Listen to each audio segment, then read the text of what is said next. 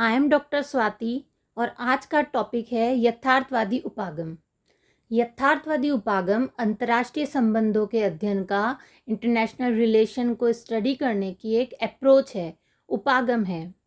Second world war तक international relation, अंतर्राष्ट्रीय संबंधों का अध्ययन करने के लिए, राज्यों के व्यवहार का अध्ययन करने के लिए मेनली दो अप्रोचेज यूज में ली जाती थी। एक तो यथार्थवाद, रियलिज्म, और एक आदर्शवाद, आइडलिज्म। देखिए आदर्शवाद क्या कहता है, इसके नाम से ही पता चलता है कि आदर्शवादी जो विचारक थे, जो ये मानते थे कि जो अंतर्राष्ट्रीय संबंध होते हैं वो आदर्शवाद पर आधारित होते हैं। ये लोग संघर्ष को, शक्ति को संक्रमणकालीन अवस्था मानते थे। संक्रमणकालीन मतलब कि ये जो पावर है ये स्थायी नहीं है, ये अस्थायी है। स्थायी तो केवल विश्व शांति ही है।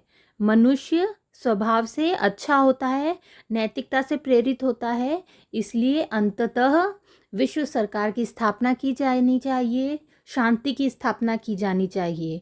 और यथार्थवादी उपागम बिल्कुल आदर्शवादी उपागम से उल्टी बात करता है, विपरीत बात करता है। यथार्थवादी उपागम के समर्थक ये मानते हैं कि राष्ट्रीय हित सर्वोपरि है, नेशनल इंटरेस्ट है जो सबसे इम्पॉर्टेंट है, और पावर ही है जो इंटरनेशनल रिलेशन को, अंतर्राष्ट्रीय राजनीति को चलाती है, वही सर्वे सर्वा है। और ये लोग शक्ति संतुलन पर, पावर बैलेंस पर बहुत ज़्यादा ध्यान देते थे। इनका सारा ध्यान अपने राष्ट्र की सिक्योरिटी पर था, अपने देश की सुरक्षा करने के ऊपर था।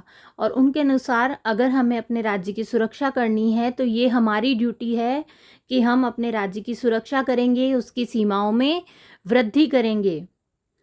आदर्शवादी उपागम और यथार्थवादी उपागम में मेन डिफरेंस यही है कि आदर्शवादी उपागम आदर्शवाद की बात कर रहा है, वो विश्व नैतिकता की बात करता है, एक विश्व सरकार की स्थापना पर जोर देता है। जबकि यथार्थवादी उपागम अनुभववाद पे, तर्कों पे आधारित है, प्रैक्टिकल अप्रोच है। ये कुछ प्रमुख विचारक जिन्होंने रियलिस्टिक अप्रोच का समर्थन किया है उसमें है कौटिल्य, मैकियावेली, हॉब्स। देखिए मैकियावेली की जो द आर्ट ऑफ वॉर है और हॉब्स की जो लेवायथन है उसमें ये यही अप्रोच अपना रहे हैं। इम्पॉर्टेंट थिंकर्स जिसमें हम एक इम्पॉर्टेंट नाम याद रखना है, आपको क्वेश्चंस बनते हैं, E.H. कार का है। इनकी रचना है द 20 ईयर क्राइसिस जो 1930 में आई थी। ये इम्पॉर्टेंट रचना है, याद रखिएगा। कुछ और अन्य जो विचारक हैं उसमें है Niebuhr, Nicholas, Spykman, George Kennan, Gilpin, John Herz, Kissinger. ये सारे ही विचारक यथार्थवादी अप्रोच को समर्थन देते हैं। देखिए यथार्थवादी जो उपागम है उसके अंदर मेनली वो 2 पॉइंट्स पे बल दे रहे हैं कि एक तो जो ह्यूमन नेचर है, जो मानव स्वभाव है, वो रियलिस्टिक है, वो यथार्थवादी है, और वो आक्रामक है, एग्रेसिव है, वो ये मानव का स्वभाव है।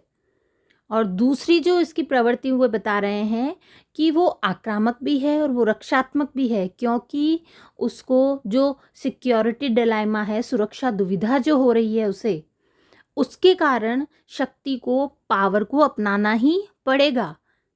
परिस्थितियां भी वैसी है कि पावर के साथ रहना है, और मानव स्वभाव भी ऐसा है कि शक्ति को ही महत्व देना है। यथार्थवादी उपागम से एक बहुत ही इम्पॉर्टेंट थिंकर जुड़े हुए हैं, हंस मार्गेनथाउ। देखिए हंस मार्गेनथाउ का नाम यथार्थवादी उपागम के साथ लिया जाता है, स्पेशली इनके नाम से इनकी मान्यताएं पूछी जाती हैं, इनके मौलिक नियम पूछे जाते हैं। मार्गेनथाउ ने इतना ज़्यादा यथार्थवादी उपागम का समर्थन क्यों किया?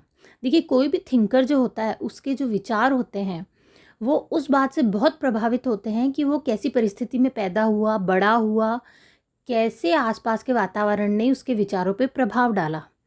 तो हंस मार्गेनथाउ के टाइम मुसोलिनी, हिटलर, इन सब की जो डिक्टेटरशिप थी इन्होंने देखी थी, तो इनके विचारों पर उनका बहुत ज़्यादा प्रभाव था कि अगर ऐसे तानाशाहों को कंट्रोल में लाना है तो पावर चाहिए, शक्ति से ही शक्ति को कंट्रोल में हम ला सकते हैं। इनकी कुछ इम्पॉर्टेंट बुक्स है, पॉलिटिक्स अमंग्स नेशन क्वेश्चन बनते हैं इनकी बुक्स पे, तो आप ज़रूर से नोट करिए, याद रखिएगा। Politics among nation, scientific man versus power politics, in defence of the national interest, the purpose of American politics. हंस मॉर्गनथाउ ने यथार्थवाद के 6 मौलिक नियम दिए हैं। उनके अनुसार ये जो संघर्ष है, कॉन्फ्लिक्ट्स है, ये संक्रमणकालीन नहीं है, ये अवश्यंभावी है, ये शाश्वत है। और ये सब किस पे बेस्ड है? ये मूल रूप से मानव के स्वभाव पर, ह्यूमन नेचर कैसा बताया है उन्होंने? ह्यूमन नेचर बताया है कि इंसान जो होता है वो स्वार्थी होता है, वो लोभी होता है, इस पर आधारित है।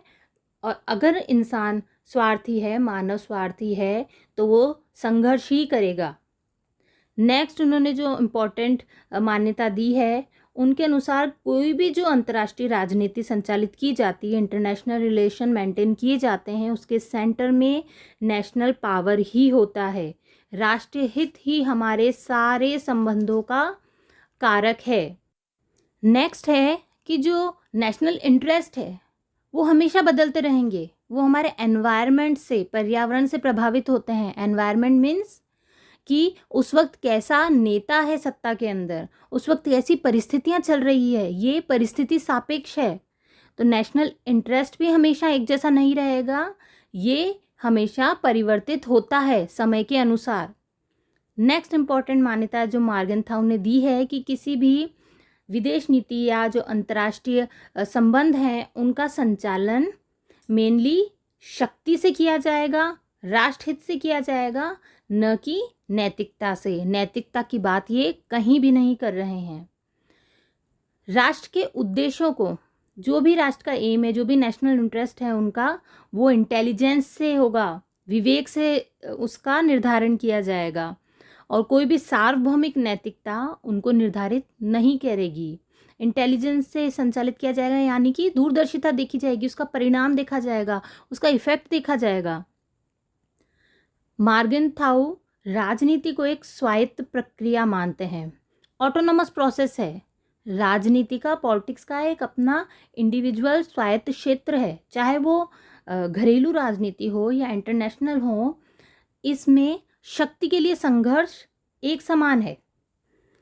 रॉबर्ट टकर, केनेथ वॉल्टेज और हॉफमैन ये कुछ ऐसे विचारक हैं जिन्होंने यथार्थवादी उपागम की आलोचना की है। हॉफमैन का एक स्टेटमेंट है कि मॉर्गनथाउ का यथार्थवाद शक्ति अद्वैतवाद का विचार है। इम्पॉर्टेंट स्टेटमेंट है, याद रखिए, क्वेश्चन बनते हैं इस स्टेटमेंट पे। देखिए इसके अंदर ऐसा क्यों कहा है कि एक और तो मॉर्गनथाउ संघर्ष को, कॉन्फ्लिक्ट्स को रियलिज्म मानते हैं, यथार्थवाद मानते हैं, और दूसरी तरफ शांति के उपाय भी बताते हैं। मॉर्गनथाउ ने आगे जाके शांति के उपाय भी बताए हैं। क्या उपाय बताए हैं उन्होंने? कि प्रतिबंध के द्वारा शांति स्थापित की जा सकती है, विश्व सरकार के द्वारा शांति स्थापित की जा सकती है, कूटनय व राजनय के द्वारा शांति स्थापित की जा सकती है। इन्होंने कूटनय और राजनय के द्वारा जो शांति स्थापित करने को प्रैक्टिकल माना, सबसे इम्पॉर्टेंट माना है। देखिए इंटरनेशनल रिलेशन के इस अप्रोच में आपको ज़्यादा कुछ रट्टा मारने के लिए नहीं है, आपको पहले यथार्थवादी उपागम का अर्थ पता होना चाहिए कि वो किन मान्यताओं को मान के चल रहे हैं। नेक्स्ट मॉर्गनथाउ की बुक और उसकी 6 जो मौलिक नियम उन्होंने दिए हैं उनको याद रखिए आप। क्वेश्चन बस इसी में से बनेगा। ये समझने वाला टॉपिक है, ज़्यादा रटने वाला टॉपिक नहीं है। समर्थक याद रख लीजिए और क्या क्या मान्यताएं हैं। मॉर्गनथाउ से अगर यथार्थवादी उपागम का क्वेश्चन बनता है एग्जाम में तो मॉर्गनथाउ का क्वेश्चन मेनली बनता है। अगर आपको वीडियो पसंद आ रहा हो, चैनल के कंटेंट पसंद आ रहे हो तो प्लीज़ सब्सक्राइब करिए, लाइक करिए, हमें मोटिवेशन मिलता है। Thanks for watching.